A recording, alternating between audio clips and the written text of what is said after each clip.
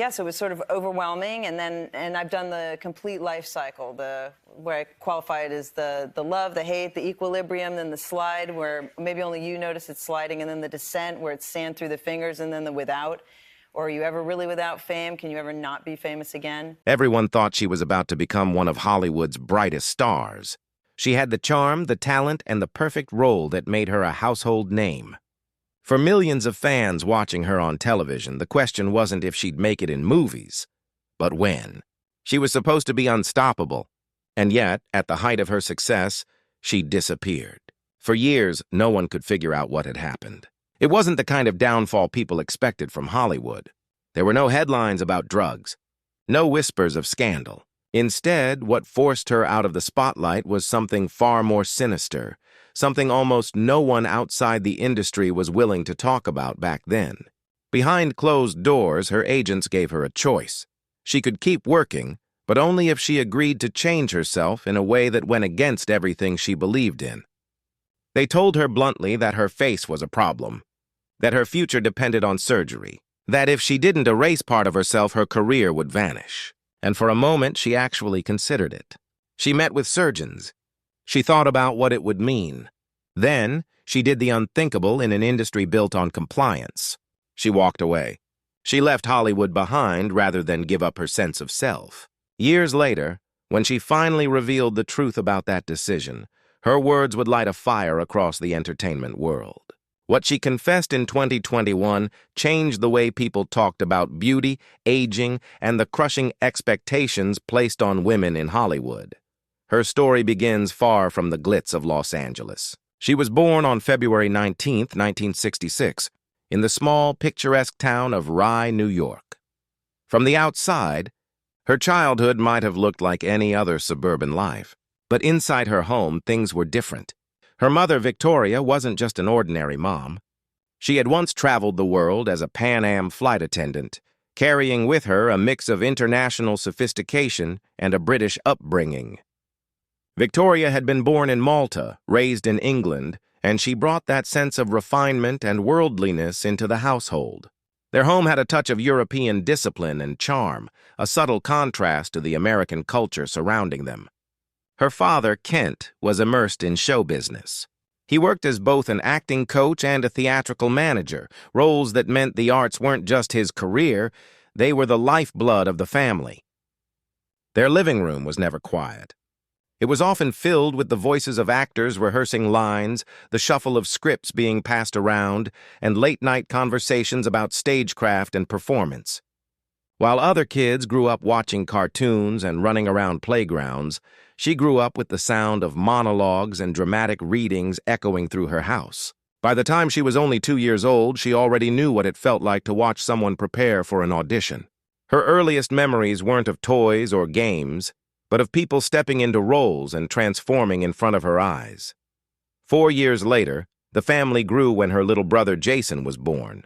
At first, it might not have seemed like anything extraordinary. But in time, both siblings would go on to carve their own places in Hollywood. The industry would later look back at them as a rare pair of brother and sister who each managed to shine under the unforgiving glare of fame. Unlike many siblings who compete or fade in each other's shadows, they were both shaped by the same restless, chaotic energy in their home and used it to fuel their own careers. Jason would later become a familiar face in countless sitcoms and films. But in those early years, he was just her younger brother, trailing behind her as their family moved from place to place. And moving was something they did often. By the time she was 4 years old, she was already accustomed to the pain of saying goodbye. Her father's work meant the family rarely stayed in one place for long. They left Rye and spent a period in Salt Lake City before packing up and heading to California. Each new city meant a new school, a new set of classmates, and the daunting task of starting over again and again. While most children grow up with 1 or 2 elementary schools, she cycled through more than she could count. That constant movement shaped her into someone adaptable, someone who could walk into a room full of strangers and figure out how to belong.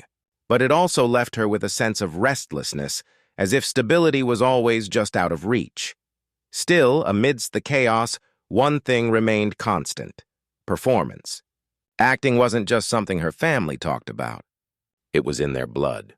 From her father's coaching to the constant stream of actors in their home, it felt inevitable that she would one day step into that world herself. And when the opportunity finally came, she didn't hesitate. Her first steps into Hollywood came faster than anyone expected. By the time she was a teenager, she had already set her sights on acting, determined to turn the world she had grown up around into a career of her own. Unlike many aspiring actors who struggled for years just to land an audition, she had the perfect combination of drive, timing, and talent. In 1982, when she was just 16 years old, she landed the role that would define her career: Mallory Keaton on the hit sitcom Family Ties. The show, which premiered on NBC, became an instant sensation.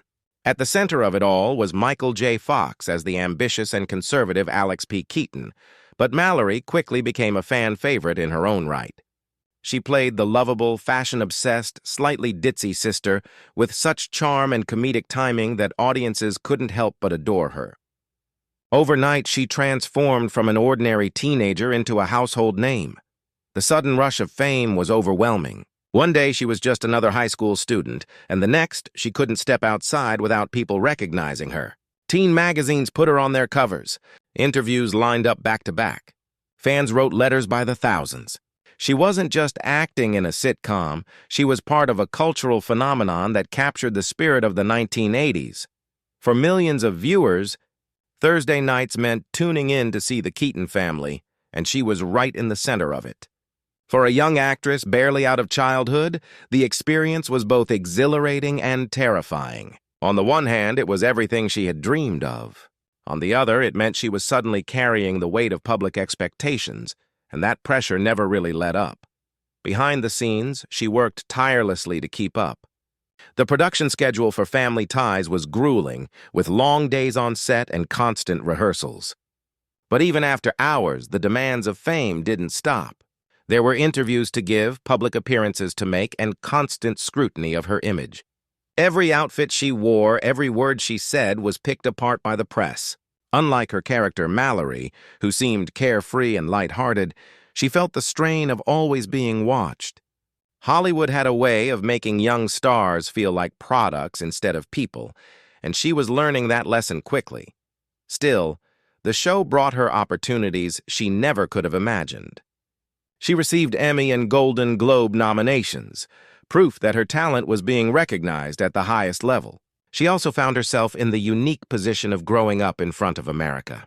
Fans felt like they knew her because they had watched her character mature over the years, and that blurred line between fiction and reality made her life even more complicated.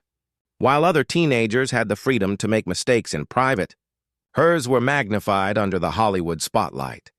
As Family Ties became one of the most popular sitcoms of the decade, she began receiving offers from every corner of the industry. Casting directors wanted her in movies. Agents pushed her toward endorsement deals. Producers envisioned her as the next big movie star, someone who could seamlessly transition from television into film. It seemed like her career was destined to follow the same trajectory as Michael J. Fox, who had already leapt into blockbuster films with Back to the Future. For a while, it looked like nothing could stop her. But underneath the surface, Hollywood was already beginning to show its darker side. The industry had always been brutal on young women, demanding not just talent, but a very specific kind of beauty that often came at a price. As her fame grew, the comments about her appearance became more frequent, more pointed, and more ruthless. Critics, tabloids, even executives behind the scenes all seemed to have an opinion on how she looked. It wasn't enough that she was talented.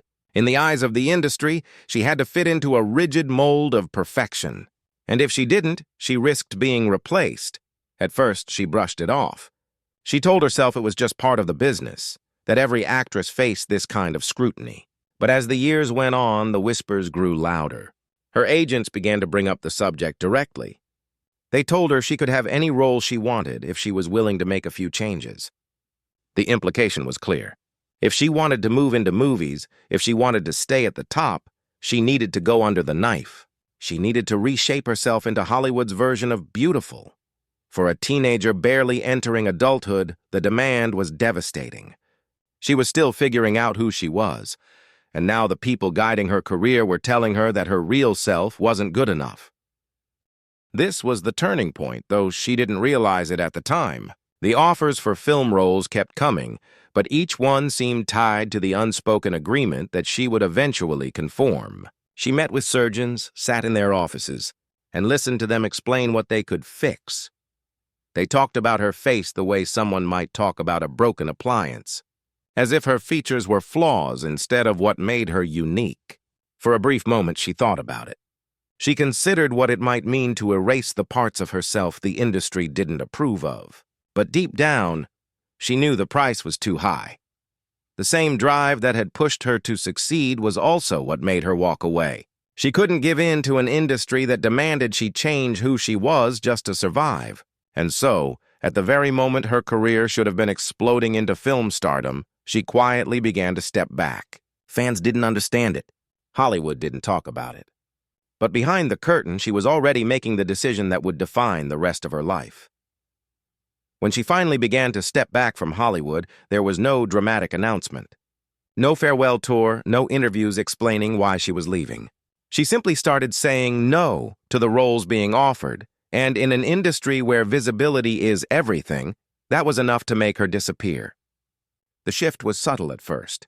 She still appeared on television occasionally, still made guest appearances, still dabbled in projects here and there. But the relentless chase for stardom that had defined her teenage years faded away. By the early 1990s, it was clear to anyone paying attention that she was no longer interested in Hollywood on Hollywood's terms. Fans were left wondering why someone so talented, so full of promise, would walk away from everything. Rumors swirled. Some speculated that she had been pushed out. Others believed she simply burned out. The truth was far more complicated. She had seen the cost of success up close, and she wasn't willing to pay it. In her absence, Hollywood moved on quickly, as it always does. The machine of fame is unforgiving, always hungry for the next new face, the next young star ready to take over. But while the industry forgot her, she found herself.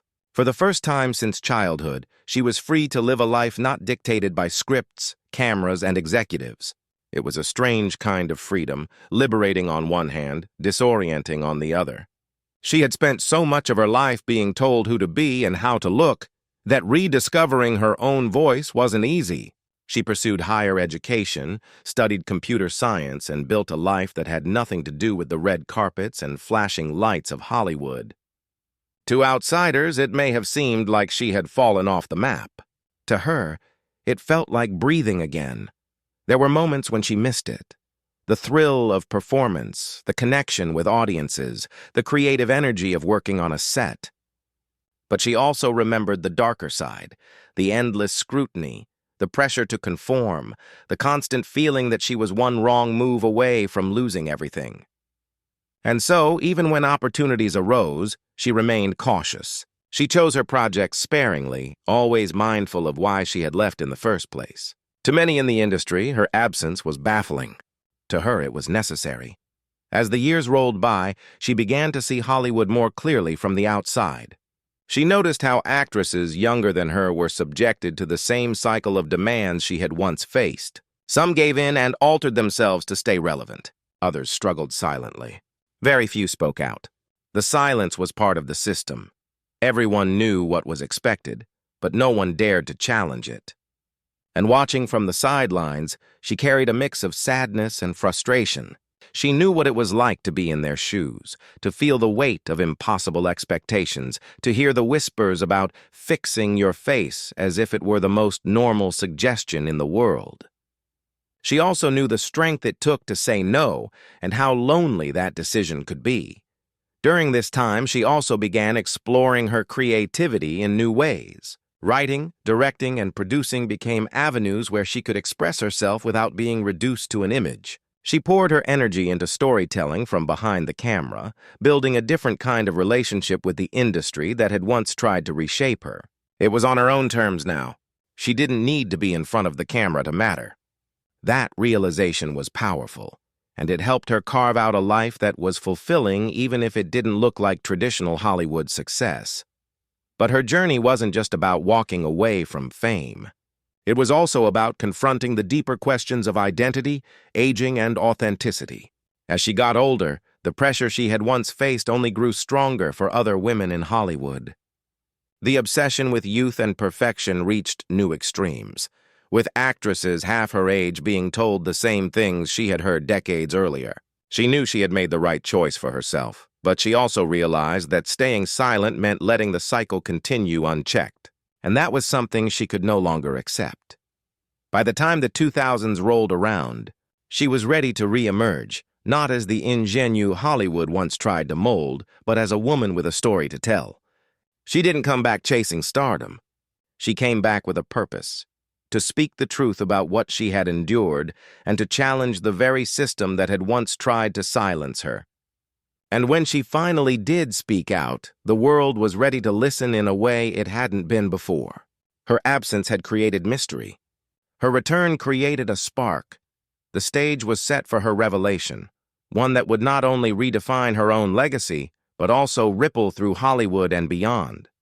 What she had once kept private was about to become public, and once the truth was out, there was no going back. When she finally decided to speak openly in 2021, the world was stunned by what she revealed. For years, the speculation about her disappearance from Hollywood had floated around: burnout, bad career choices, even personal struggles. But the truth was far more powerful. In interviews and in her book, she admitted that her decision to step away hadn't been about failure at all. It had been about defiance. She had walked away because the very people who were supposed to guide her career demanded that she erase her natural face in order to stay relevant. They told her she wasn't marketable unless she submitted to surgery. They insisted her future depended on altering the very features that made her who she was. And in that moment, she realized that staying would mean losing herself. So she left. She let go of the career that so many others would have killed for, simply because she refused to sacrifice her authenticity. Her confession hit Hollywood like a lightning bolt. For the first time, someone had dared to say out loud what so many actresses had whispered about behind closed doors. She gave voice to an unspoken reality that women in the entertainment industry were being pressured, even coerced, into cutting themselves apart just to stay employed. Her words resonated far beyond her own story. They reflected the experiences of countless women who had been told they were too old, too plain, too imperfect for the camera, and suddenly, her decision decades earlier no longer looked like a retreat. It looked like a revolution. What struck people most wasn't just what she said, it was how she said it. She didn't frame herself as a victim. She didn't speak with bitterness or regret. Instead, she spoke with clarity, with pride, with the conviction of someone who had made a hard choice and stood by it. She admitted that yes, walking away had been painful. Yes, she had moments where she questioned herself. But in the end, she never regretted refusing to let the industry dictate her worth. That kind of honesty was rare in Hollywood, and it cut through the noise like nothing else could. Her story began circulating widely, sparking debates not only in entertainment circles but also among fans who had once adored her on Family Ties. Younger generations who hadn't grown up watching her now discovered her through her bold stance. And older fans who had wondered for years why she disappeared finally had an answer that made sense. She hadn't vanished because she wasn't good enough. She had vanished because she was strong enough to say no. The ripple effects were immediate. Other actresses, some younger, some older, began speaking more openly about the pressure they had faced to look a certain way. Conversations about aging, beauty standards, and plastic surgery in Hollywood gained momentum. For decades, the topic had been treated as a shameful secret, something no one dared to address publicly. Now, because of her, it was out in the open. Suddenly, it was no longer taboo to admit that the industry placed impossible expectations on women. Suddenly, there was room for authenticity, for aging naturally, for redefining what beauty meant on screen. Of course, not everyone welcomed her words.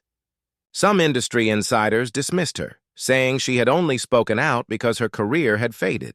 Others tried to downplay the issue, insisting that surgery was just a personal choice.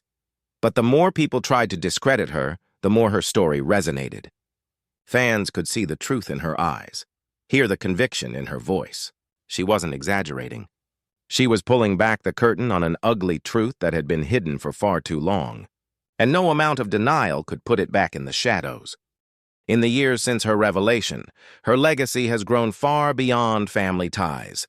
For many, she will always be remembered as Mallory Keaton, the charming, quirky sister who made them laugh every week. But now she is remembered for something even more important: courage.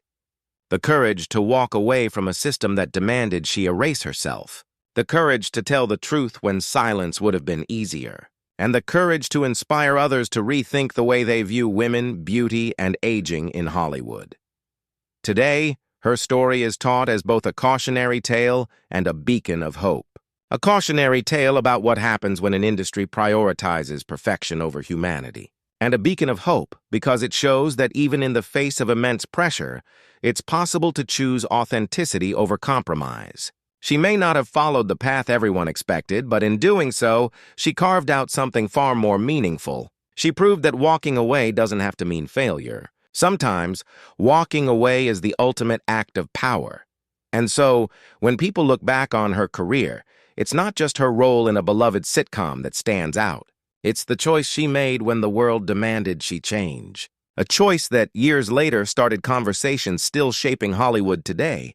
In the end, her legacy isn't defined by the roles she played, but by the role she refused to play, the role of someone who erased herself for the sake of fame. Instead, she chose to be real, and in doing so, she became unforgettable.